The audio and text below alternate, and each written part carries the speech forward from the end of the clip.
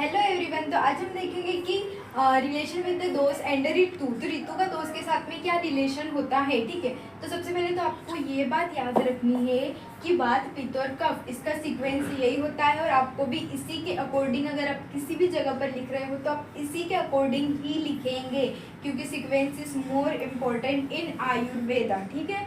तो हम देख लेते हैं कि संचय, प्रकोप और प्रशमन। अगर आपको ये तीन टर्म अच्छे से समझ में आ जाएगी तो फिर कौन सी ऋतु में किसका क्या होता है वो तो अच्छे से समझ में आ जाएगा, ठीक है। तो संचय का मतलब होता है कि इकट्ठा होना, वो दोस्त स्टार्ट करेगा उस जगह पे, ठीक है। और प्रकोप का मतलब होता है कि अपनी मतलब कि जो नॉर्मल है उससे अति वृद्धि करना, या फिर मतलब उसका प्रकोप होना यानी कि बढ़ना उस दोस्त का। और प्रशमन, प्रशमन का मतलब क्या होता है, उसको शांत करना, ठीक है। मतलब उसको नॉर्मल अवस्था में लाना। ऐसा नहीं बोलेंगे कि उसको कम करेंगे, ठीक है, उसको बोलेंगे कि उसको उसकी जो नॉर्मल कंडीशन है उसमें लाना, ठीक है।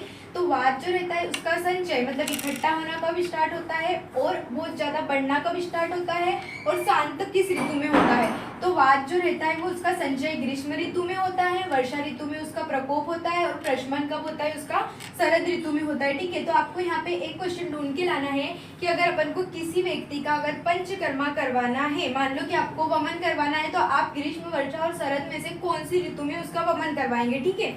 और पित्त, पित्त का अगर संचय देखे तो वो वर्षा ऋतु में होता है, प्रकोप देखे तो शरद में होता है, और उसका अगर प्रशमन देखे तो हेमंत ऋतु में होता है। सेम एज कफ, कफ का क्या होता है संचय शिशिर ऋतु में, प्रकोप बसंत ऋतु में, और प्रशमन कब होता है ग्रीष्म ऋतु में। तो ऐसे ही आपको पित्त और कफ के लिए भी देखना है। पित्त के लिए अपन क्या करवाएंगे, विरेचन करवाएंगे, ठीक है।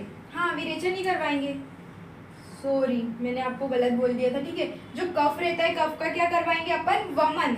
और वात के लिए अपन क्या करवाएंगे, बस्ती करवाएंगे। और पित्त के लिए अपन क्या करवाएंगे, विरेचन करवाएंगे। तो तीनों का आंसर आपको देखना है कि इसका जो पंचकर्मा इन तीनों चीजों का अपन करवाएंगे तो वो कौन सी ऋतु में करवाएंगे, ठीक है।